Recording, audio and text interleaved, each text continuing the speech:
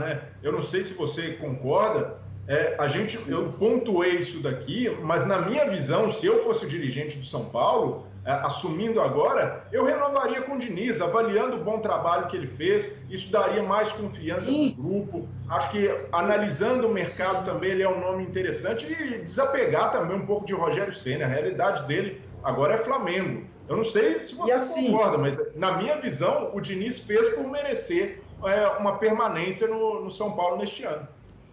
A questão é o seguinte, Breiler, tá todo mundo esperando o resultado e ninguém tá olhando para o que foi construído.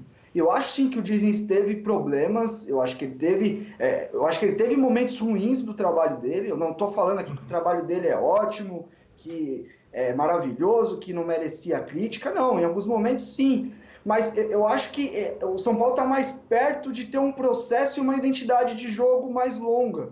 Foi algo que o São Paulo buscou por muitos anos. O São Paulo ia de Osório a Balsa, de Rogério Ceni a Doriva, assim, num espaço muito curto, e ideias de futebol muito diferentes. O São Paulo perdeu muita identidade de jogo nos últimos anos e agora tem a oportunidade para dar sequência nesse processo. O São Paulo hoje tem um treinador que conseguiu dar competitividade para a equipe dentro de uma ideia de jogo que foi sempre muito criticada. Ele conseguiu, eu acho que ele até demorou. Acho que essa crítica é verdadeira. Acho que o Diniz teve mais tempo do que um treinador normalmente tem para emplacar um bom trabalho. Mas o trabalho que ele vem fazendo... Né? Deveria ser o certo.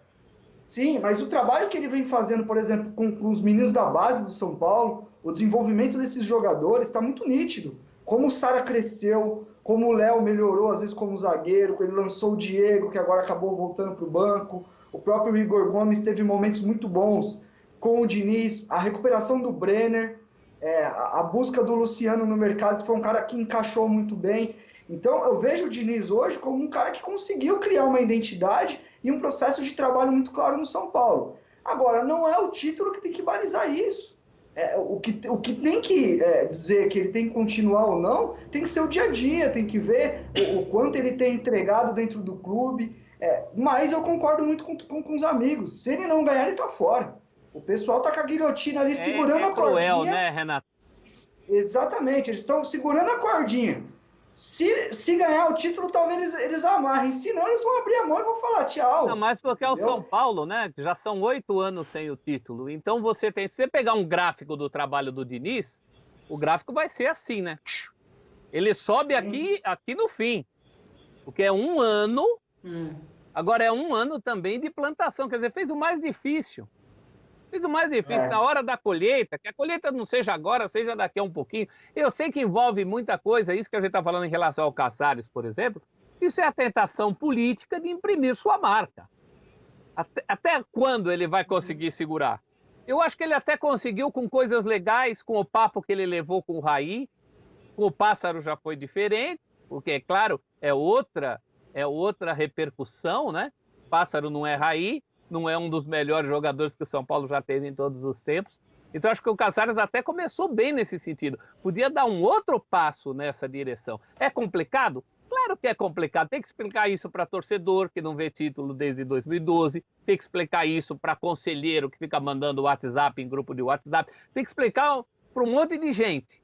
Mas é aí também que uma administração se diferencia, né? É o que o Renato falou. O São Paulo passou anos atrás de uma identidade. Agora que está perto dela, corre o risco disso tudo desmoronar para você ter que começar tudo de novo. Ainda que seja com o Rogério Ceni, que tem ideias até próximas, mas é complicado, né? Você está reclamando que 8 anos não ganha título e vai perder mais tempo. Eu sou a favor da manutenção. A gente não pode esquecer... Ô, professor, deixa eu mostrar então, vamos mostrar de novo aquela tela que fala sobre o ano de 2020 do Diniz, né? A temporada de 2020 do Diniz. A gente mostra para vocês e aí eu quero que vocês analisem, né? Se foi um bom ano ou não. Vamos mostrar então para vocês, ó, no Campeonato Paulista foi eliminado pelo Mirassol nas quartas, logo depois daquela volta da pandemia, né? Depois da volta do futebol. Todo mundo durante a pandemia tava aquela história do dinizismo, todo mundo tava apaixonado por Diniz, aconteceu isso, aí já todo mundo começou a ficar de novo com aquela desconfiança. Depois foi eliminado na fase de grupos da Libertadores. Torcedor já estava, olha, danado com o Diniz. Na Sul-Americana foi eliminado pelo Lanús no primeiro confronto, não teve muita repercussão, porque o torcedor do São Paulo já estava, ninguém tá nem aí para a Sul-Americana. E o Campeonato Brasileiro, aí sim, é o líder com 7 pontos de vantagem para o segundo colocado. Olhando para todas essas competições, a gente pode concluir que é um bom ano ou um ano ruim, Bira? Eu acho que a gente tem que ver o trabalho como um todo. Como o trabalho como um todo, eu acho um bom ano. Os resultados, ainda não. Né? A gente não sabe o que vai terminar no Brasileiro, mas, claro, perder para o Mirassol, não dá para dizer que foi legal perder do Mirassol. Não dá para dizer que é legal cair na fase de grupos da Libertadores, e não dá para dizer que é legal cair na primeira fase que você disputa da Copa Sul-Americana. Agora, uma coisa que a gente tem que lembrar do trabalho do Diniz é que é um trabalho que, além de tudo, foi um trabalho que foi barato para o São Paulo. Né? O Diniz não ficou exigindo contratação, ele pegou o que tinha ali, veio o Luciano por uma sacada dele, ele que tinha uma visão de como usar o Luciano bem, porque já tinham trabalhado juntos no Fluminense. E agora, pegando também uma trajetória do trabalho do Diniz desde o final do ano passado, quando ele entra no São Paulo, lá ainda no Brasileiro do ano passado, não, ano retrasado, a gente virou de ano, de 2019, o trabalho do Diniz demora para engrenar. E eu acho que foi um trabalho muito prejudicado também pela parada da pandemia. Porque foi justamente no momento que o São Paulo finalmente começou a jogar bem. Né? O São Paulo fez alguns bons jogos no Paulista em que os resultados não vieram. Mas foram boas atuações contra o Santo André, que o São Paulo até perde o jogo, mas joga muito bem. E daí, de repente, os resultados começam a aparecer. O São Paulo começa a fazer bons jogos no Campeonato Paulista, faz aquele 3-0 sobre o LDU na Libertadores, faz um 2-1 sobre o Santos de virada no Paulista, que foi o último jogo antes da parada do futebol. Então o São Paulo vinha crescendo quando para tudo. E daí voltou muitos passos para trás. Daí tem essa eliminação para o Mirassol, o time jogando realmente mal, e daí demora de novo para engrenar no Brasileiro. Mas agora engrenou.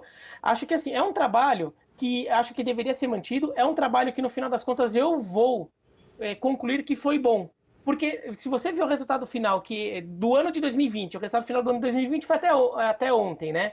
É um São Paulo jogando bem, sendo competitivo. Caiu na Copa do Brasil? Ok, não foi legal, o torcedor não ficou feliz. Mas é um São Paulo que está perto de dar um título que o São Paulino não tinha nem ideia que era possível no começo do ano. Né? O São Paulino nem imaginava que era possível brigar pelo Brasileiro. Então eu acho que o ano termina bem pro Diniz. Agora, se não ganhar o Brasileiro, eu acho que ele vai cair. Por quê? Porque é resultadismo. Porque se ele cair, ele com 7 pontos de vantagem... ou 4 para o Flamengo, vai que o Flamengo tem um jogo a menos, mas assim, com a vantagem que o São Paulo tem, para o São Paulo perder o título, ele vai ter que ter perdido uns 2 ou 3 jogos a mais que os adversários. Né? Fora os tropeços que o próprio adversário vai ter, o São Paulo vai ter que ter igual, mais 2 derrotas ou 3 derrotas a mais. Vamos falar que o Diniz não soube finalizar o trabalho, que assim não adianta nada, sei lá o quê. Né? Mas eu acho que o trabalho é bom e deveria continuar. Trabalho bom é o trabalho que tem evolução. O São Paulo que tomou aqueles gols do Mirassol, não é mais o São Paulo de hoje. É um São Paulo muito mais equilibrado. A gente cobrava equilíbrio. A entrada do Luan melhorou esse time. As 2 defesas, ou com os garotos, ou com os medalhões que acabaram voltando, acabaram se acertando. São Paulo é um time que tem um jeito de jogar. E principalmente no São Paulo, o Diniz encontrou jogadores, no caso o Brenner e o Luciano, que o bancam com gols. Coisa que faltou em trabalhos anteriores. Teve trabalhos bons que ele fez que faltava isso. O Fluminense foi um exemplo, onde ele cai com muita gente ainda defendendo a sua permanência. Era um time que perdia gol demais. Um time que mostrava evolução no jogo, mas não trazia os resultados. O São Paulo atual é muito mais equilibrado que o São Paulo que perdeu do Mirassol, que perdeu do Binacional, que não conseguiu fazer jogo com a LDU fora de casa, embora tenha feito um bom jogo em casa. Eu acho que o trabalho é bom porque é um trabalho que mostra evolução. O julgamento que a gente tem que fazer de um trabalho é sempre esse. Tem evolução? Tem o que entregar? Por isso que eu não entro muito na matemática do foi pouco tempo para o técnico. Não, tem técnico que fica pouco tempo e você já vê que ele não vai entregar nada mesmo. É isso. O trabalho do Diniz, não. É um trabalho de onde você tem onde tirar, é ou não é, Renato? Sim, porque assim... Outro exemplo. Ia deixar exatamente. Anos ali? Tá louco. Sim, e assim, a gente, analisando o trabalho de um treinador, a gente tem 50% do que para mim é necessário para você avaliar o trabalho de um treinador, que é os jogos. A gente assiste os jogos. Outros 50%, é o dia a dia, é o treinamento. Se o que ele está colocando no treinamento está indo para o campo e se ele está ajustando o que no campo não está dando certo. E muitas vezes a própria diretoria, os diretores, os gerentes, não tem um conhecimento o bastante para ver o que está sendo trabalhado. Não estou falando para o cara ser técnico, entender tudo, não. Mas eu digo assim, olhar assim, desempenho, o time está crescendo. E eu concordo muito com você, professor, porque é o seguinte, não existe tempo.